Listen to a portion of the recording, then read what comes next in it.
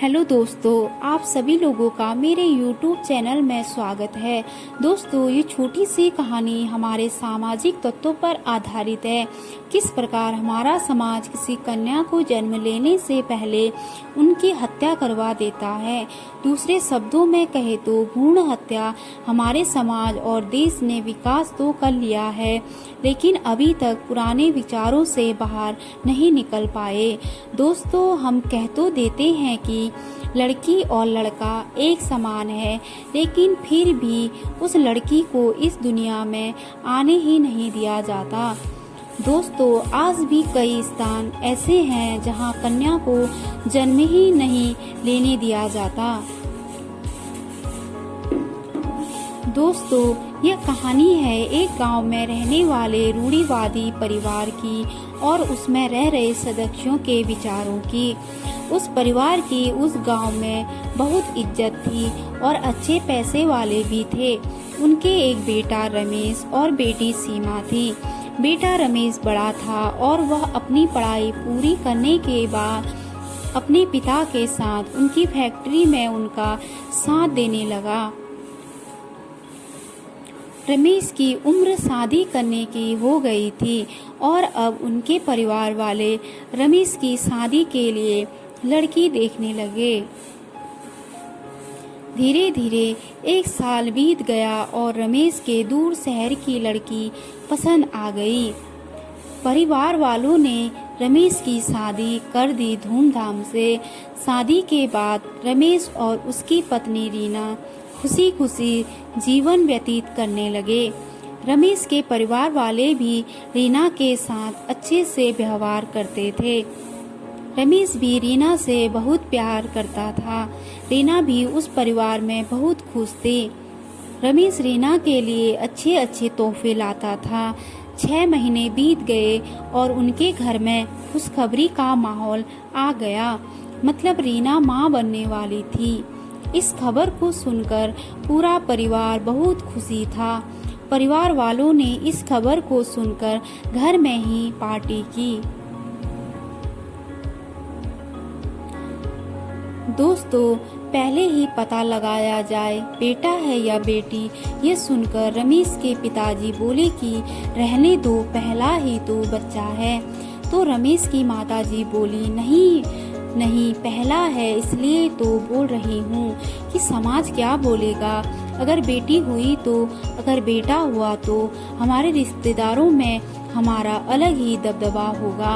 और उसने पड़ोस के कई महिलाओं के नाम गिनवा दिए जिन्होंने पहली बार अल्ट्रासाउंड करवाया था और उनके फिर बेटा हुआ है। यह बात सुनकर रमेश के पिता मान गए और फिर उन्होंने रमेश को बोला। रमेश पहले तो मना करने लगा, फिर माँ के समझाने पर मान गया। इस तरह बात रमेश की पत्नी रीना तक पहुँच गई और रीना बोली ये सब गलत है, पहला बच्चा ही तो है। रमेश के घरवाले रीना को समझाने लगे। फिर वो बोली एक बार मैं अपनी माँ से बात करके बताऊंगी।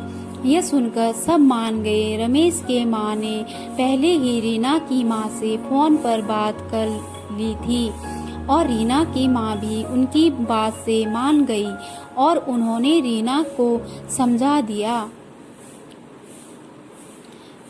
दोस्तों, रमेश की माँ ने ऐसा डॉक्टर ढूंढ निकाला और अब अल्ट्रासाउंड का दिन आ गया। रमेश, उसकी माँ रीना डॉक्टर के क्लिनिक पहुंच गए।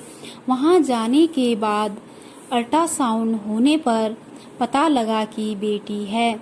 यह सुनकर सबको दुख हुआ, लेकिन सबसे ज़्यादा दुख रीना को हुआ, क्योंकि उसे पता था कि अब उसका अबॉर्शन करवा देंगे और वह रोने लगी। वहां से रमेश और उसकी माँ रीना को चुप करवा कर घर ले गए।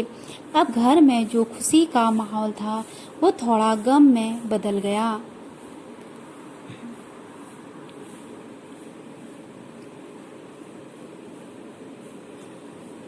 दोस्तों, रमेश की माँ ने रीना की माँ को घर बुलाया और सबके बैठकर बातचीत की। आखिर में सबने अबॉर्शन का फैसला लिया। रीना की माँ ने रीना को समझाया कि उसमें कुछ गलत नहीं है, आजकल तो सब करवाते हैं। अगर पहली बेटी हुई तो सब ताने देंगे और गंदी नज़र से देखेंगे। लेकिन रीना के लाख समझाने के बाद कोई नहीं माना और रीना को सबने मिलकर मना लिया। दोस्तों, रीना को अब अबॉर्शन के लिए अस्पताल में पहुंच गए। रीना शांत थी, वह किसी से ज़्यादा बात नहीं कर रही थी। रीना मान तो गई थी सबकी बात, लेकिन उसका मन अशांत था। वह घबराई हुई थी और एसी वाले कमरे में भी उसे पसीना आ रहा था। दोस्तों, रीना का अबॉर्शन करवा दिया और वह अभी भी अस्पताल में थी। रीना की माँ रात को अस्पताल में रुकने के लिए कह रही थी, तो रीना का पति रमेश और उसकी सासू माँ वहाँ से घर के लिए निकल गए। रमेश अभी रास्ते में ही पहुँचा था कि अस्पताल में रीना की माँ का फोन आता ही कि रीना नहीं रही।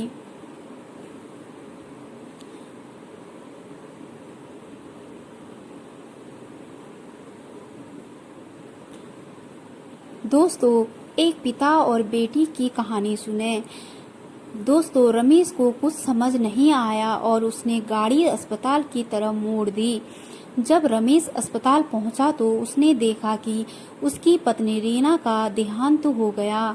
डॉक्टर से पूछने पर पता चला कि थोड़ा इन्फेक्शन हो गया और बीपी बहुत ज़्यादा बढ़ गया था, इसलिए हम उसे बचा नहीं पाए। यह सुनकर रमेश और रीना की मां बहुत दुखी हुए, लेकिन अब तो कुछ कर नहीं सकते थे, ना ही बच्चा रहा और ना ही रीना। दोस्तों, रीना के अंतिम संस्कार करने के बाद और उसकी 13वीं करने के बाद घर में फिर से पहले वाला माहौल हो गया था। रमेश अभी जवान था तो उसके घर वाले उसकी शादी की बात करने लगे और रीना की मृत्यु को 1 साल भी नहीं हुआ था अभी, और रमेश ने दूसरी शादी भी कर ली, वो भी खुशी खुशी। दोस्तों, आज भी लोग इतने अंधविश्वास करते हैं कि एक बेटे की चाह में अपनी बहू को नहीं सोची और छोटी सी नन्ही जान की भ्रूण हत्या करवा दी। दोस्तों, भारत में ऐसे अल्ट्रासाउंड करना तो एबॉर्शन करवाना अपराध है, फिर भी इन लोगों को, ऐसे लोगों को कहां से मिल जाते हैं और उन्हें ये पाप करवाते हुए डर भी नहीं लगता।